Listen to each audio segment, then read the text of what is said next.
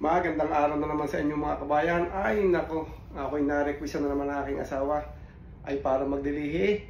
Ang request sa akin ay ipagluto ko naman daw siya ng bopis. Ay saan ka naman ako kukuha naman ng baga ng baboy? Ay saktong-sakto ako may napanood. Ang ginawa nilang bopis ay puso at balon-balunan ng manok. Aba, di aking gagawin. Ay ba'y mahirap na. Baka maagasan ay tuong malaking aluin. Siya at ari aking ipagluluto ng bopis, balunan, puso ng manok. Matitesting. Uunahin ko na rin sa pagpapakulo na rin aking balunan ng manok. At isasabay ko na rin aring puso. Aring mga parte ng manok na rin isa dyang may kulat, ay di palalambutin ko muna bago ko lutuin at gawing bopis. Lagyan ko na ng konting asin sa pagpapalambot para medyo may lasa ng konti. At ayaw mga kabayan, napalambot ko na yung balunan at saka puso ng manok.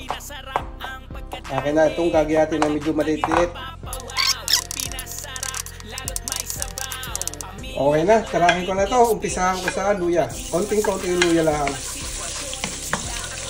Isunod ko na rin aking bawang. Ilagay ko na rin yung aking sibuyas.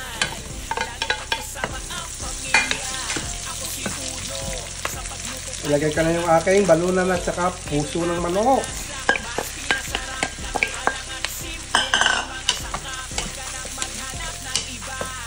Tignan ko na ng konting patis.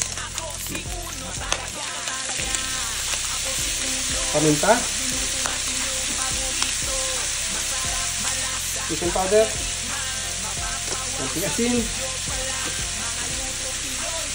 Lagyan ko na rin ng garlic powder. Konti lang. Konting toyo.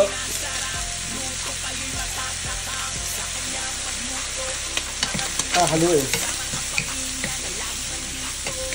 Lagyan ko konti tubig.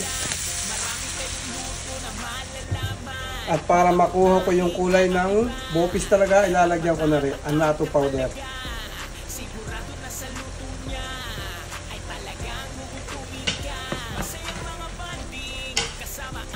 Lagyan ko rin ng dahon ng laurel. Konting asukal. Ilagay ko na rin yung carrots.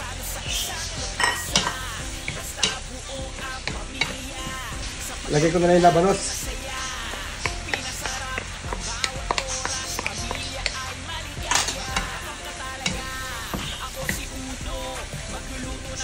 Takluban ko lang ng konting oras. Konti pang toyo. At konti rin suka. Malapit na maluto, kaya ilalagay ko na rin yung aking bell pepper.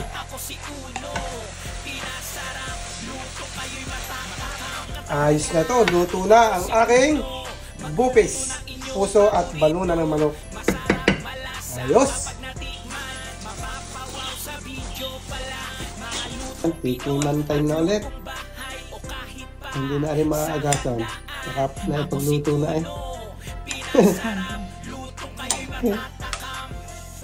Parang maglilihi.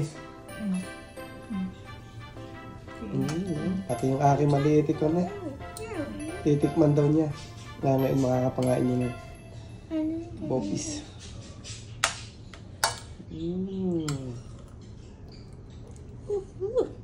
Good, right? Good job. You like it?